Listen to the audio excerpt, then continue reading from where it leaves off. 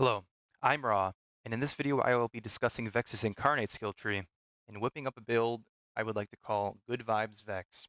Before we get into the build, I'd like to say that all of these values from these skills are subject to change, and some of them actually have been changed when looking at the builds that Gearbox have put out for demos, and truthfully, I don't think anybody knows whether some of these skills are additive or multiplicative.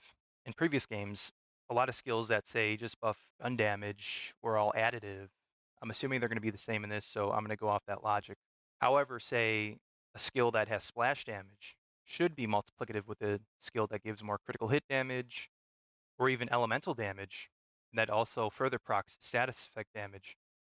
The reason I'm going incarnate is because I don't know how minions will fare. In previous games, minions have been hit or miss, Death Trap, Iron Cub, and I actually just really like the vibe of the action skill, no pun intended. I've also really liked the wings that sirens sprout in their skill trees. Lilith had phoenix wings. Maya's wings were almost a spectrum of colors, and then Amara had fists for some reason. This build will specifically be good with elemental weapons and weapons with torque, explosive, stickies, or any just splash damage. Some of the build strengths include lots of move speed, quick and adaptive action skill usage, a bunch of gun damage, a lot of fire rate boosts, many kill skills to utilize, similar to Zane. And for this build, I really wanted to use any element and not be specifically locked to any one element. If this Vex guide does help you, consider subscribing. I'm making more build videos for the other 3 Vault Hunters, and I will be doing multiple Borderlands 4 videos after launch. Anyways, let's get right into it. First off, we will be discussing the early game. To do so, let us first discuss how Incarnate works. It essentially boils down to Vex creating an explosion, dealing elemental damage to enemies nearby, and restoring her health. Vex can then use Eldritch Blast, which you may have seen in the previews. She basically pulls out an elemental ball in her left hand, and she essentially throws out an explosive orb that matches her elemental damage, coinciding with her currently equipped weapon. She also gains movement speed. Once you throw out an Eldritch Blast, you have to wait a little while. Although, if you deal gun damage, it does reduce Eldritch Blast cooldown. You could also just hold your action skill button down to end Incarnate early. Specifically, we will be venturing down into the middle branch for Incarnate and picking up Vibe Check, hence the build's name. This essentially makes Eldritch Blast a charge skill with 3 max charges, and activating Eldritch Blast consumes all charges and allows Eldritch Blast to ricochet on enemies. The cooldown reduction is also doubled for gun damage. In this game, they will be introducing rep kits, which are basically med kits that you could use that could also spawn with buffs on them. Some of these buffs include Enrage, which increases all damage dealt by 30% and damage taken by 15% for 8 seconds. This damage increase may be multiplicative. Many at Gearbox have also stated that the game will be somewhat harder than Borderlands 3, and for that reason, I'm kind of wondering if you should spec into survivability early on. I recommend speccing into Guns and Needles. This is a kill skill that restores rep kit cooldown. I'd max it as soon as possible. Then there is Volatile Essence, which increases splash damage. When you activate your action skill, this effect is doubled. There is also Grave Sights, a kill skill that grants Vex critical hit damage and weapon handling. This could stack up to 3 times. I'd spec into Volatile Essence if you like explosive weapons more, and Grave Sights if you're more of a precision player. I'd only put 2 points in either one. I like splash damage, so I'll put it in Volatile Essence. Here we have 2 augments available now. I'd honestly go for Energy Vampire because it provides an aura that also grants Overshield for each enemy affected, allowing more survivability. This is also a kill skill that provides more status effect damage, but it only applies when Incarnate is active. Then there is Grave Implements, a kill skill that increases gun damage for duration. This kill skill will probably get pretty wild late game. This also stacks. I'd honestly just max it out. Seems really good. One thing to note for Leeching Attunement, which we didn't go over yet, is that it provides lifesteal for kinetic weapons. Apparently, lifesteal will work differently in this game compared to games like Borderlands 2 and Borderlands 3. Rather than a percentage of the damage dealt, it'll be more so like Wonderlands, a constant heal. So I don't really know how effective it will be early game or in general. So I'd honestly just focus on getting rep kits. Therefore, I'd spec further into rep kits by getting Fiendish Invigoration. This basically applies movement speed and fire rate after using rep kit for 10 seconds. This seems really good early game. You get 30% move speed and fire rate. Now that the branches are open, I'd pick Witchy Trigger Finger. This augment essentially provides a stacking gun damage buff whenever you hit an enemy with Eldritch Blast or Phase Explosion. This also reloads Vex's current gun, which allows her to keep her DPS up. Then I'd go Drink Full, which provides more fire rate. When the skill is maxed, you receive 0.6% fire rate per stack, meaning at the max of 50 stacks, you receive 30% fire rate. This stacks with Fiendish Invigoration to give 60%. Next is Grave Elements, another kill skill that provides more elemental damage for Vex. As long as you have an elemental weapon in your hand, it will change your action skill's elemental properties, and Grave Elements will take effect. When it's maxed, it will provide 4% per stack at 10 stacks, meaning 40% total.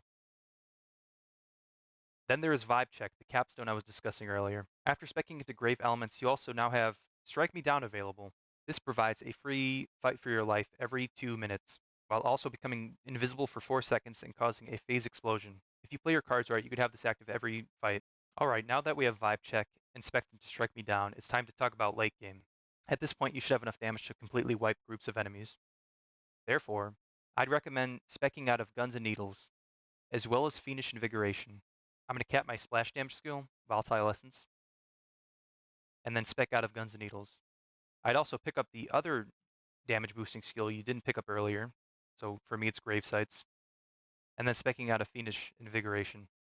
Next, we will be heading into the blue tree, Dead Ringer. There's one skill in particular I want to pick up, and another skill that helps support our fire rate after we spec out of Fiendish Invigoration. First, we will pick up Sanguine Friends to help us keep our health up. It's a kill skill that provides 8% health regen at 2 out of 5.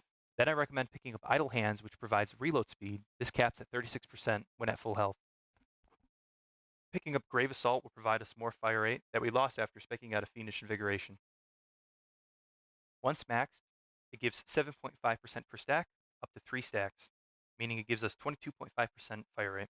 And here it is, Grave Fiends, a kill skill that provides increased global damage. Notice how it doesn't say gun damage or splash damage, it just says damage. I'm hoping that this means it is a multiplicative boost to all damage dealt. If so, the skill is probably one of Vex's best skills. At max, it deals 10% extra damage per stack up to 3 stacks, meaning 30% extra damage. Now we're going to head back into our green tree and pick up Grave Power. The reason I held off on picking up Grave Power until now is just because we didn't have enough kill skills to actually support it fully. Also, in early game, you probably won't be getting too many kills at a fast pace, so it's easier to just try to keep uptime on a couple kill skills rather than a bunch, and struggle to keep them. Finally, we'll go into Face Familiar and pick up Grave Sustenance. This is a kill skill that provides missing action skill duration. This essentially allows us to keep our uptime on Incarnate more and not struggle when we don't have it up. And there it is, the full build.